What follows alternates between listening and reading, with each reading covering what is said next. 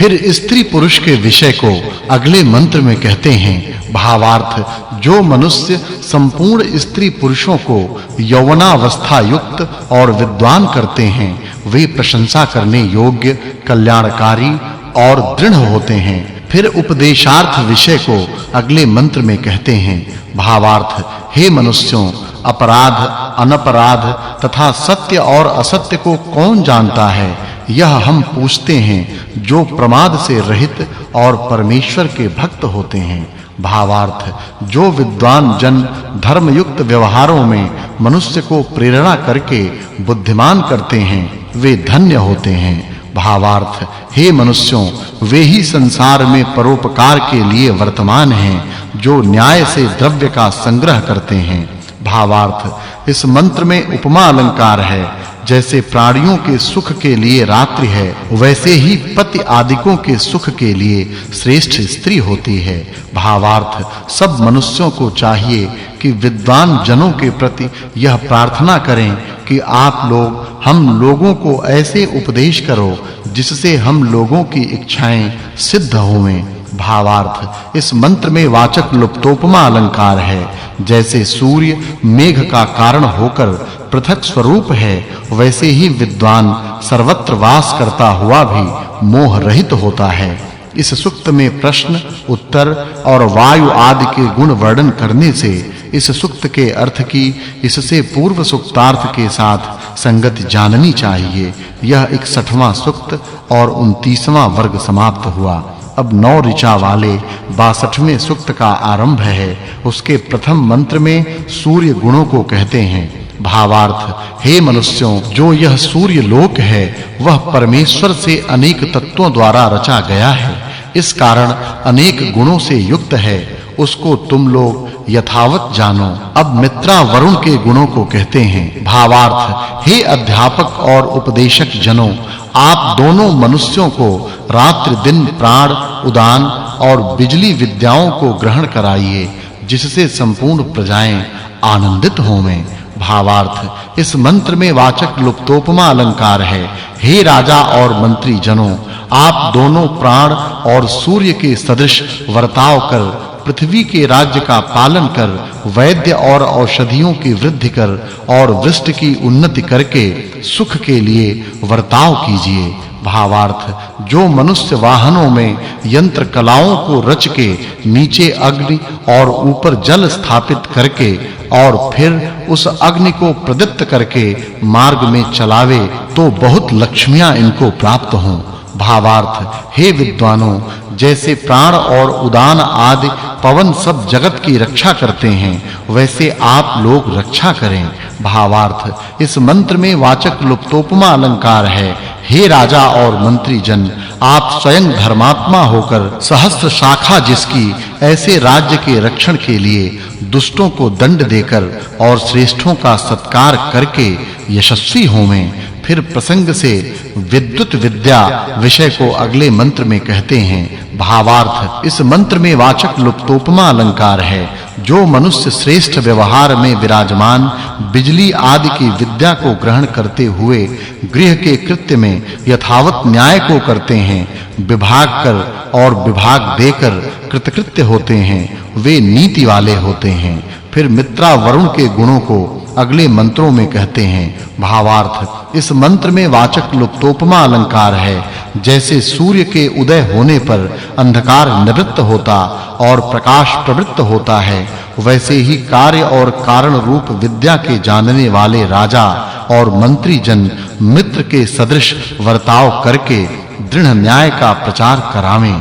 भावार्थ, विद्वान जन अति उत्तम गृहों को रचकर और वहां विचार करके विजय, विद्या और क्रिया को प्राप्त होते हैं। इस सूक्त में सूर्य, प्राण, उदान और राजा के गुण वर्णन करने से इस सूक्त के अर्थ की इससे पूर्व सूक्तार्थ के साथ संगति जाननी चाहिए।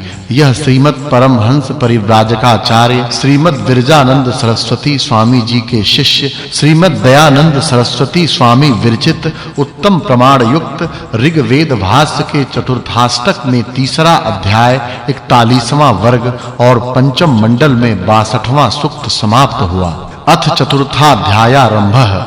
ओम विश्वानि देव सवितर दुरितानि परासुव यद्भद्रं तन्नासुव।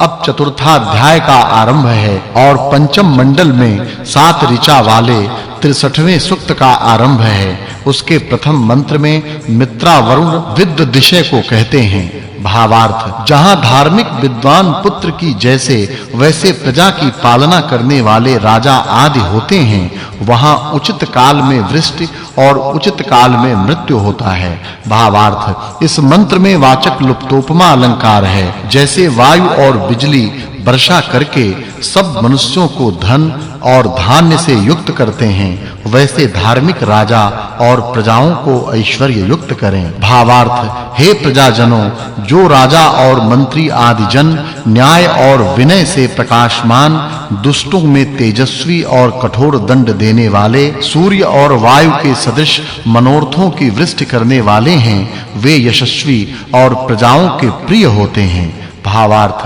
जो राजा और मंत्री जन सूर्य और चंद्रमा के सदृश तीव्र और शांत स्वभाव वाले बुद्धिमान, वृष्टि के सदृश प्रजाओं का पालन करते हैं, वे सब काल में सुख की वृद्धि करते हैं। अब मित्रा वरुण वाच्य शिल्प विषय को अगले मंत्र में कहते हैं। भावार्थ, इस मंत्र में उपमा अलंकार है। हे मनुष्यों, जो शूरवीर जनों के सदृश सुख कारक रथ पर चढ़कर यथेष्ट स्थान में घूमते हैं, वे अभिष्ट पदार्थ को प्राप्त होते हैं। फिर मित्रा वरुण वाच्य विद्वदिशय को अगले मंत्रों में कहते हैं। भावार्थ, इस मंत्र में वाचक् लुप्तोपमा अलंकार है। जो मनुष्य विद्या से युक्त वाणी को प्राप्त होकर मेघ के सदृश मनोरथों की वृष्टि करते हैं, वे बुद्धि से विद्वान करके अपराध रहित करते हैं। भावार्थ, जो मनुष्य धर्म संबंधी सत्य भाषण आदि व्रत व कर्मों को करते हैं, वे सूर्य के सदृश सत्य से प्रकाशित होते हैं। इस सूक्त में मित्रा वरुण और विद्वानों के गुणों का वर्णन होने से इस सूक्त के अर्थ की इससे पिछले सूक्तार्थ के साथ संगति जाननी चाहिए। यह 63वां सूक्त और पहला वर्ग समाप्त हुआ। अब 7 ऋचा वाले 64वें सूक्त का प्रारंभ है। इसके प्रथम द्वितीय मंत्र में मित्रा वरुण पदवाच्य विद्वानों के गुणों को कहते हैं। भावार्थ, इस मंत्र में वाचक् लुप्तोपमा अलंकार है। हे मनुष्यों, जैसे विद्वान जन प्रीति से आप लोगों को ग्रहण करते हैं, वैसे इनका आप लोग भी स्वीकार करिए। भावार्थ, जो मनुष्य पृथ्वी पर विद्या और बाहुबल से उत्तम पुरुषों के लिए सुख देते हैं, उनके लिए लोग भी सुख देवें। फिर विद्वदिशय को अगले मंत्र में कहते हैं। भावार्थ, सब मनुष्य विद्वानों का अनुकरण कर और धर्म मार्ग से चलकर उत्तम गति को प्राप्त होवें। फिर मित्रा वरुण पदवाच्य विद्वानों के गुणों को अगले मंत्रों में कहते हैं। भावार्थ, इस मंत्र में वाचक् लुप्तोपमा अलंकार है। सब मनुष्यों को चाहिए कि विद्वानों की उपमा को ग्रहण करें। भावार्थ, वे ही मित्र श्रेष्ठ हैं जो परस्पर की उन्नति के लिए सुख दुख और संग में प्रयत्न करते हैं। भावार्थ, इस मंत्र में वाचक् लुप्तोपमा अलंकार है। मनुष्यों को चाहिए कि विरोध का त्याग कर और उत्तम प्रकार मिलने से उद्यम करके विजय और धन आदि को प्राप्त करें। भावार्थ, हे पुरुषार्थी राजजनों, प्रजाओं का न्यास से पालन करके विद्वानों के धन को प्राप्त होवो। इस सूक्त में प्राण और उदान के सदृश वर्तमान तथा विद्वान के गुण वर्णन करने से इस सूक्त के अर्थ की इससे पूर्व सूक्त के अर्थ के साथ संगति जाननी चाहिए। यह 64वां सूक्त तथा द्वितीय वर्ग समाप्त हुआ। अब 6 ऋचा वाले 65वें सूक्त का आरंभ है। उसके प्रथम सूक्त में मित्रा वरुण पदवाच्य पढ़ने पढ़ाने वाले वा उपदेश योग्य वा उपदेश देने वाले के विषय में कहते हैं। भावार्थ, हे मनुष्यों, जो हम लोगों के मध्य में अधिक विद्वान होवे वही उपदेश करे, और जो अधिक ज्ञानवान होवे वह सत्य और असत्य को अलग करे। भावार्थ, जो मनुष्य बहुश्रुत पूर्ण विद्या वाले